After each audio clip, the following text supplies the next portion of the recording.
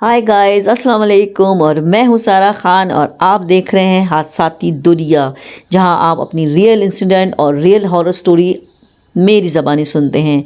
तो आज की स्टोरी बहुत इंटरेस्टेड होने वाली है। उम्मीद है आपको उससे ज़्यादा अच्छी लगेगी। तो कहानी है फरहान की। जो कहानी, फरहान रहने वाला है कश्मीर मुजफ्फराबाद से। तो आपको पता है मुजफ्फराबाद के लोग कितने खूबसूरत होते हैं। लोग क्या, हमारा पाकिस्तान सारा ही बहुत खूबसूरत है। तो पाकिस्तान से बाहर जितने भी लोग हैं वो जानते नहीं हैं, तो मैं आपको बता देती हूँ।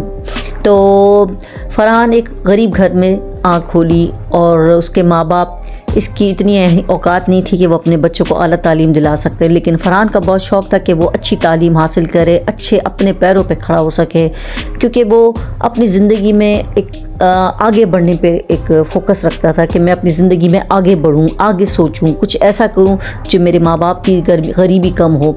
तो उसकी एक बहन थी जो कि उससे छोटी थी। तो ये दोनों बहन भाई अक्सर अपना वक्त अपने ही आसपास रह के गुजार लेते थे। कहीं बाहर जाना आना कम था। फरहान एक बहुत नमाजी, परहेज़गार और एक शरीफ लड़का था। कभी किसी की तरफ उसने आँख उठा कर नहीं देखा, कभी किसी से कोई उसको इंटरेस्ट नहीं था। वो हमेशा एक सीधा राह में जाता था अपना और वापस आता था। तो इसी तरह एक दफ़ा के ये हुआ कि शाम का टाइम हो गया और वो आते आते उस पर रात गुजर रही थी। उधर मतलब मगरिब का टाइम हो गया। तो जब वो गुजरने लगा तो किसी ने उसे पत्थर मारा छोटा सा। तो वो पीछे मुड़ के देखा तो कुछ भी नहीं। फिर वो चलने लगे तो उसने सोचा कि शायद मेरे पाँव की वजह से कोई पत्थर उड़ गया हो या कुछ ऐसा मसला हुआ होगा। फिर चल रहा है तो देखा फिर कोई पत्थर आया और किसी की हंसने की आवाज़ आई। अब तो फरहान परेशान हो गया कि शायद कोई शैतानी कर रहा है और किसी लड़की की हंसने की आवाज़ थी। तो फरहान सोचता है यार ये कौन हो सकता है, शायद कोई लड़की है गांव की जो मुझसे छेड़छाड़ कर रही है।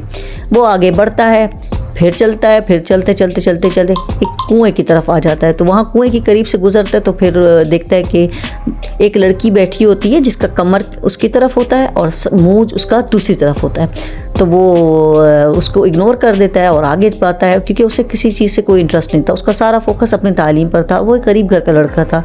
वो डिज़र्व भी नहीं करता था कि मैं इस तरह की कोई हरकत करूं जिससे मेरे माँ बाप पे कोई असर हो। बहरहाल वो आगे चलता गया तो पीछे से आवाज़ आई, फरहान क्या हाल है, कैसे हो। तो वो सोचता है, रुक जाता है, सोचता है कि ये कौन है और जिसको मेरा नाम पता है। तो वो पीछे मुड़ के देखता है तो एक लड़की खड़ी होती है।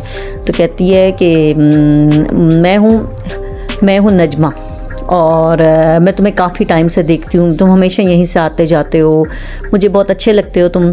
तो बहुत कम ऐसे लोग होते हैं जिन्हें मैं देखती हूँ कि मतलब जो शरीफ होते हैं, किसी तरफ देखते नहीं हैं, मतलब अपने काम से काम रखते हैं। तो वो कहता है कि मुझे आप में मैं आपको नहीं जानता और प्लीज़ मेरा रास्ता मत रोकें। तो वो कहती है जानते नहीं हो तो जान जाओगे, इससे बड़ी बात कौन सी है। तो फिर हंसने लगती है। तो फरहान उसको इग्नोर करके आगे बढ़ जाता है। वो बातें आवाज़ें लगाती रहती है लेकिन वो सुनता नहीं है। वो जाते जाते सीधा घर चला जाता है। घर जाता है तो माँ कहती है इतना लेट क्यों हो गए, इतना देर क्यों हो गए फरहान। तो माँ को कहता है कि कुछ नहीं, बस ट्यूशन में ज़्यादा टाइम लग गया, आप मुझे खाना निकाल दें।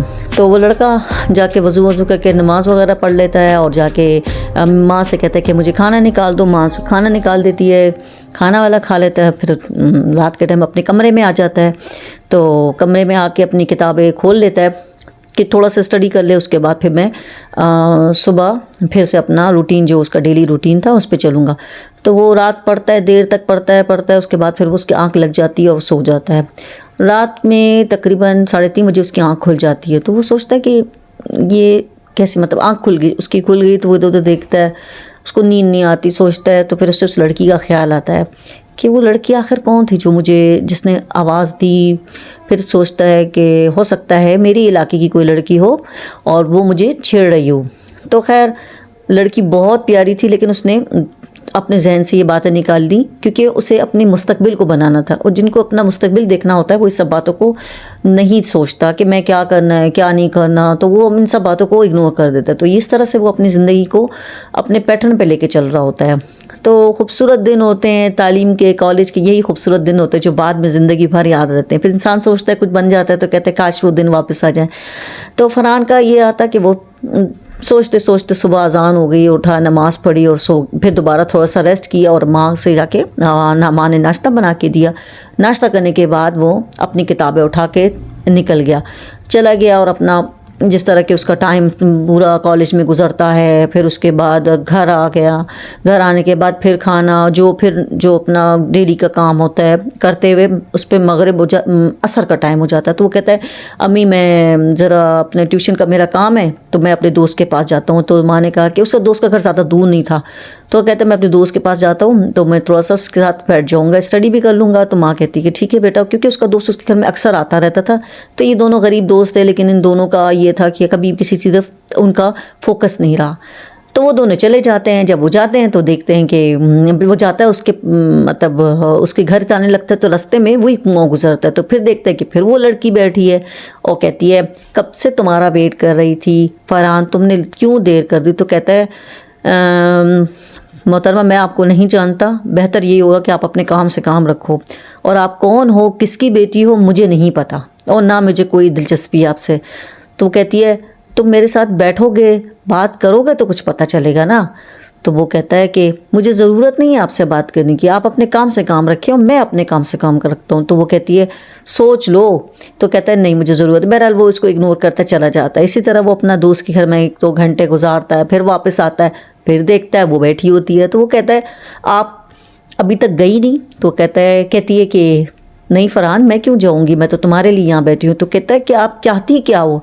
कहते मैं तुमसे कुछ नहीं चाहती, मुझे तुमसे कुछ नहीं चाहिए, बस तुम मुझसे थोड़ी देर बैठ के बात कर लिया करो, मैं अकेली हूँ। तो अगर तुम मुझसे बात कर लोगे तो क्या हो जाएगा।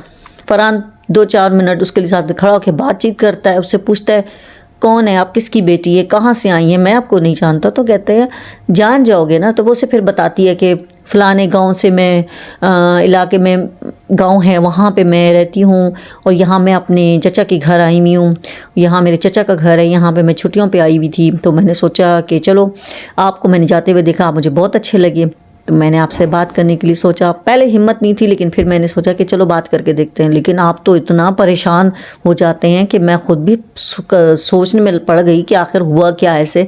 बहरहाल उसको थोड़ा सा रिलैक्स हो जाता है।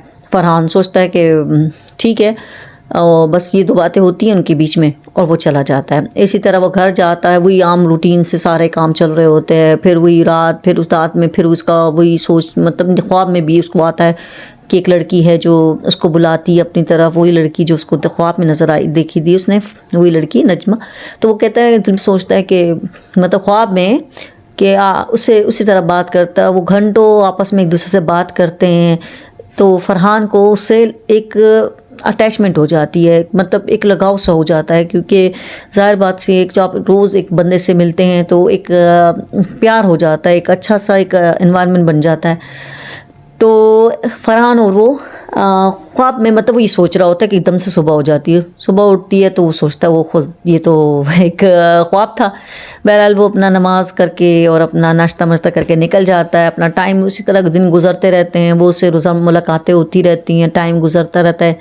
एक दिन क्या हुआ कि फरहान और ये बैठे हुए थे तो उसके दूर से उनके इलाके का एक अंकल बाबा जो थे वो लकड़ियाँ डंडा टेकते हुए वो गुजर रहे थे ना। तो कहते हैं फरहान बेटा इधर क्या मतलब वो गुजर रहे थे तो उनको कहते हैं कि फरहान बेटा यहाँ पे क्या कर रहे हो। तो कहता है बाबा जी मैं नजमा से बात कर रहा हूँ। तो कहता है कौन नजमा।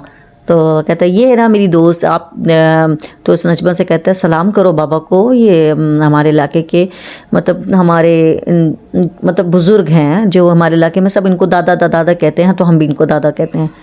तो नजमा मुस्कुराती है तो कहता है, उसका दादा कहता है बेटा यहाँ कोई नजमा नहीं है। तो कहता है दादा ये बैठी है। फिर दादा उसको कहता है, दादा सोचता है शायद पता नहीं क्या मजाक कर रहा है।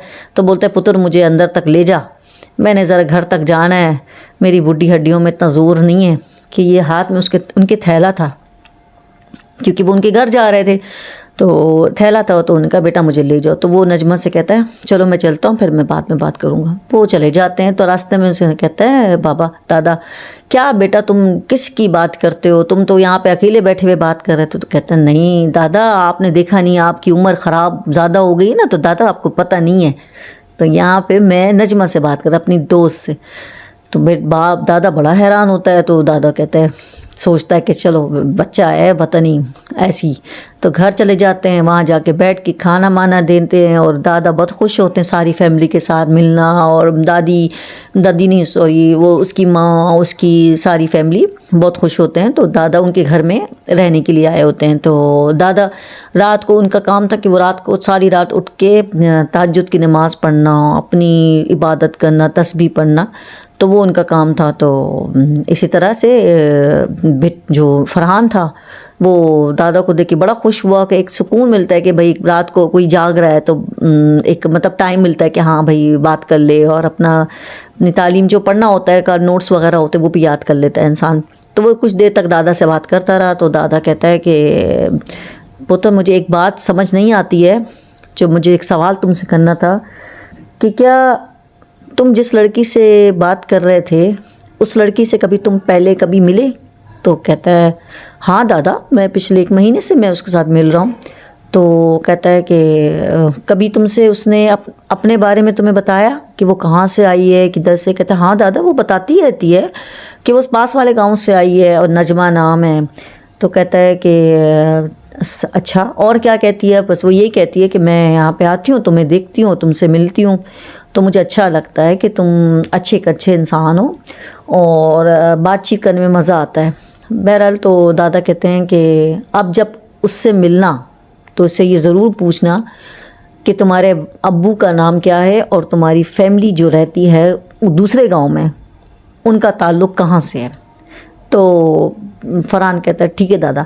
तो बस थोड़ी सी बातें करके फरहान चला जाता है सोने के लिए। फिर वही सुबह अपना आम रूटीन से टाइम गुजर रहा होता है। तो फरहान की मुलाकात फिर नजमा से होती है। तो नजमा के साथ बैठ के बात करते तो कहता है नजमा, एक बात तुमसे करूं? तो कहती है हाँ। तो कहती है कि तुम्हारा फैमिली बैकग्राउंड, मतलब फैमिली में कौन कौन है, कहाँ से तुम्हारा, तो वो बताती है सब कुछ कि मैं उस गांव से आई हूँ और ये मतलब अपने सारे बताती है, ये साहब है, मेरे अब्बू ये हैं, मैं यहाँ पे इनके घर आई हूँ। तो वो कहता है कि यहाँ पे कहाँ पे आई हो? तो उसको एक घर बताती है कि जहाँ से दूर। तो कहता है अच्छा, वो अल्लाह बख्श यार, हाँ वहाँ पे जो रहते हैं। तो वो कहती है वो लड़की उसको नाम बताती है, यहाँ पे अल्लाह बख्श नाम लेती है। तो कहता है कि अच्छा ठीक है। तो वो मतलब रिलैक्स हो जाता है। तो इसी तरह बात करके फिर वही टाइम होता है, वो कहता है बस अब मैं चलता हूँ। तो लड़की नजमा कहती है खुदा हाफिज़। वो दोनों निकल जाते हैं। तो वो घर आता है, वही बातचीत होती है और फिर कहता है दादा आपसे एक बात करनी है। तो दादा कहते हैं कि हाँ पुत्र बताओ। तो कहते हैं कि दादा आपने मुझसे पूछा था ना कि वो इसका क्या है, कौन है नजमा? तो दादा मुझे उसने सब बता दिया। तो दादा उससे पूछता है, कहते कौन बताया उसने? तो कहता है तो दादा जब उसकी बात सुनता है तो दादा को तो वो कहते हैं ना उसकी आत्मा के भी फरिश्ते भाग जाते हैं। मतलब वो बहुत परेशान हो जाता है कि यार ये क्या कह रहा है। मतलब दिल में सोचते हैं कि ये क्या कह रहा है, ये फरहान मतलब ऐसे कैसे हो सकता है। तो कहता है कि पुत्र कल तुम मेरे साथ ज़रा मुझे उस अल्लाह बख्श के घर ले जाना। तो बेटा फरहान कहता है जी दादा ज़रूर। तो अभी तुम जाके सो जाओ। और एक उसको धागा देता है पड़ा हुआ। तो कहता है बेटा ये हाथ पे बांधो। तो कहता है ठीक है दादा। तो बहुत अच्छा लड़का होता है फरहान, यानी कि उसके पूरे मोहल्ले में बड़ी इज्जत होती है। किसी तरफ से कभी उसको कोई इस तरह शिकायत नहीं आई कि मतलब ख़राब है या कोई और मसला, ऐसा कुछ भी नहीं हुआ। तो चलता वो घर कमरे में जाता है और लेट जाता है। सोचता है कि पता नहीं दादा क्यों इतने परेशान हो गए। बहरहाल उसने ज़्यादा नहीं सोचा और जाके कमरे में लेट गया। कमरे में टाइम गुजरता गया, वो सो गया और फिर रात को उसकी आंख नहीं खुली। सुबह वो उठा, अपना बड़ा रिलैक्स था, हल्का फुल्का। तो फिर घर आता है, घर में होता है तो घर से बाहर जाके फिर वही अपना सारा चलता है। वही फिर मगरिब जो उनका मुलाकात का टाइम होता है तो मुलाकात कर लेता है। तो घर आके उसे याद आता है कि मुझे तो दादा को लेकर जाना था। वो परेशान हो जाता है कि दादा से कहता है कि दादा मैं तो भूल गया।